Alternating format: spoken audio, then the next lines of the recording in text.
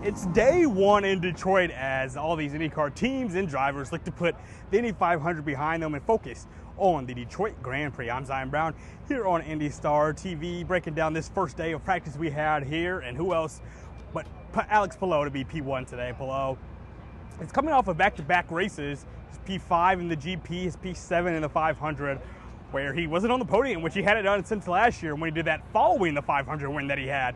He did that in Detroit and Gateway. He was DNF here in Detroit. So look at the reverse course from that. Of course, he won the first race here in Detroit a few years ago, back in 2023, the first street race back here in downtown, I should say, in Detroit. And then right behind Palou was the two Andretti cars. First, Kyle Kirkwood, the defending champion here in the Detroit GP, and second, Will Power. Will Power, of course, trying to turn a lot around, but it could be a repeat or something similar to Arlington, where we saw all three of those Andretti cars in the top four. Will Power talked a lot today about just looking to get back on the right track and trying to focus on what they can do to get better as a team, whether it's him, whether it's his crew, whether it's pit crew, whoever it may be, to really get this Andretti season back on track in his first year with the team. The other big thing, I'm standing in front of it kind of, is Josef Newgarden.